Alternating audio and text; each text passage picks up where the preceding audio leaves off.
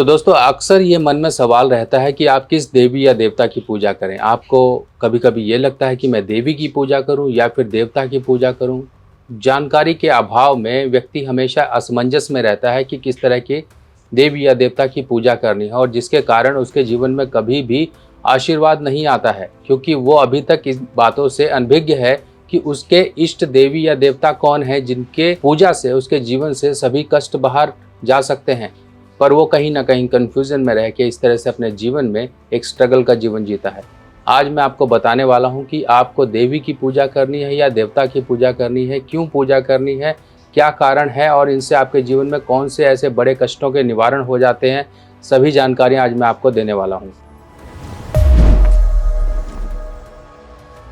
तो दोस्तों सबसे पहले हम समझे देवी या देवता, यानी कि देखिए स्वरूप तो एक ही है, एक तरह से एक ही शक्ति है, और ये अलग अलग रूप में आते हैं।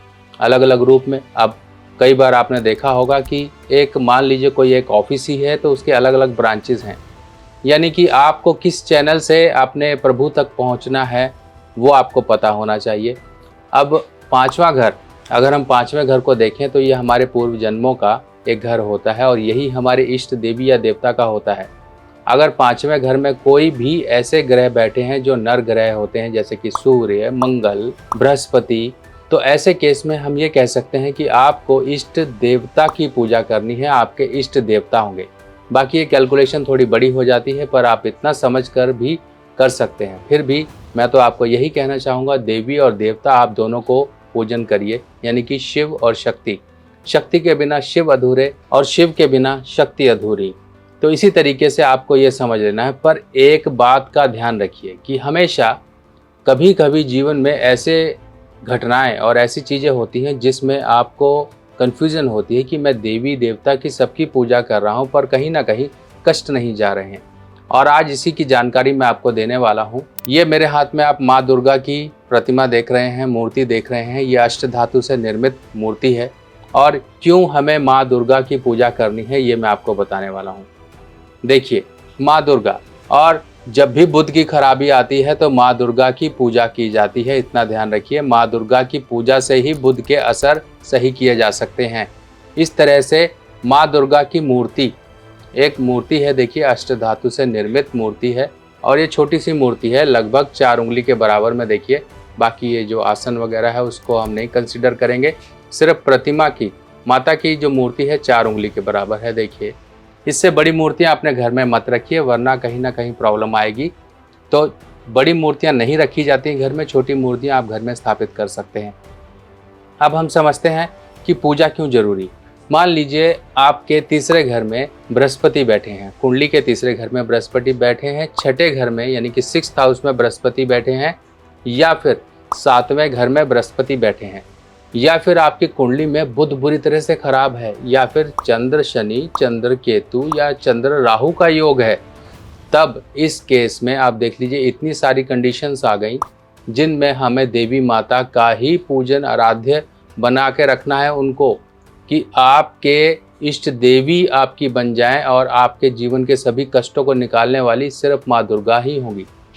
लाल किताब में बुध को सही करने का उपाय बेटी, बहन, बुआ, मौसी और कन्याएं और किन्नर, इनके थ्रू बताया गया है। और साथ ही साथ ये कहा गया है कि आपको देवी माँ का पूजन करना है।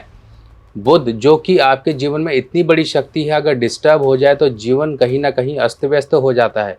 बुध आपका कभी भी आपके जीवन में सही असर नहीं देगा। आप अपने द्वारा कुछ गलतियों से अपने जीवन में आर्थिक संकट में आओगे।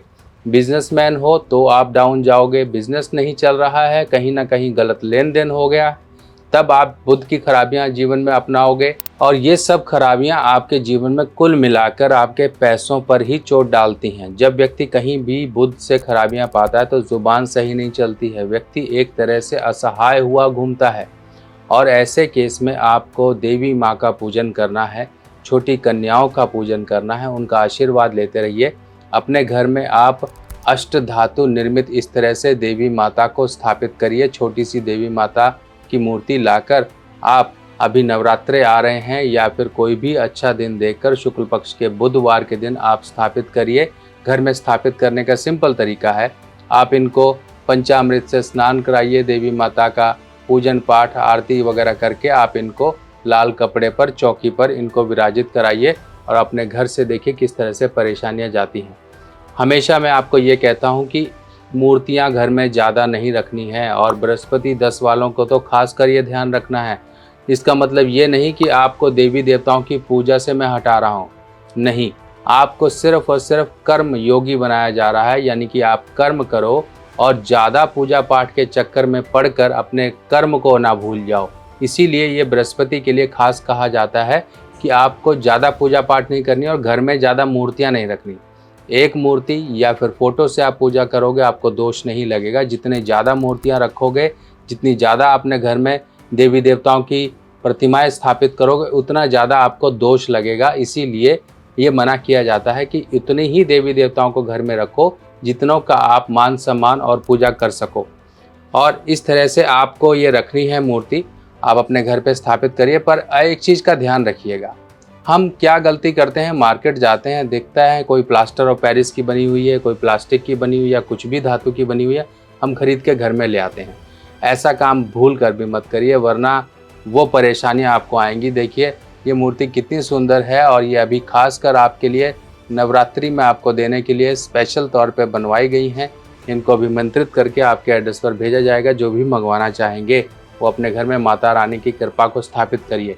जो लोग भी ऊपरी बाधाओं का शिकार हैं, कहीं ना कहीं जीवन में दुश्मन बहुत परेशान कर रहे हैं, जुबान आपकी बोलती तो कुछ है पर सामने वाले को लगता कुछ है, आप किसी को अट्रैक्ट नहीं कर पा रहे हो, अपनी बोल बानी से अपने पैसों के मामले में पिछड़ते जा रहे हो। अगर स्टूडेंट हो, कहीं दिमाग नहीं उस तरह से तेज रहता है, अपनी बातों को एक्सप्रेस नहीं कर पाते हो, क्योंकि सब चीज़ें ज़ुबान से हैं। अगर यही कामयाब नहीं तो इंसान कहाँ पर आगे बढ़ पाएगा। इंसान तो सिर्फ ज़ुबान के साथ ही टिका हुआ है और ये ज़ुबान ना सही रहे तो कुछ भी सही नहीं रहेगा। तो अब से आप समझ लीजिए कि बुध आपके जीवन में बहुत इम्पॉर्टेंट है। अगर मान लीजिए आप घर में भी मूर्ति नहीं स्थापित कर सकते हो किसी कारणवश से, तो सिंपल तरीका ये है, आपके घर के आसपास कहीं पर देवी देवता का मंदिर होगा, वहाँ पर देवी माता की मूर्ति होगी, तो दुर्गा माता की मूर्ति वहाँ पे जाके आप समय समय पे नारियल चढ़ाते रहें कलावा बांधकर, और समय समय पे जौ इत्यादि चढ़ाते रहें। छोटी कन्याएं हैं उनके पैर छूते रहें, तो समझ लीजिए आप उस तरीके से भी देवी माता के सानिध्य में आ सकते हैं और अपने जीवन से परेशानियों को भगा सकते हैं। जब भी आपको लगे कि हाँ पूजा करनी है, तो कभी किसी एक देवता की या एक देवी की पूजा मत करिए। हम कहते हैं विष्णु जी की पूजा करें, विष्णु जी की, चलो ठीक है, आप विष्णु जी की पूजा करते हो या आप लक्ष्मी माता की ही पूजा करते हो, तो लक्ष्मी माता की अकेले पूजा नहीं करनी है, उनके साथ साथ विष्णु को भी पूजना है। इसी तरीके से माँ दुर्गा को अगर पूजते हो तो आपको भोलेनाथ को भी पूजना है।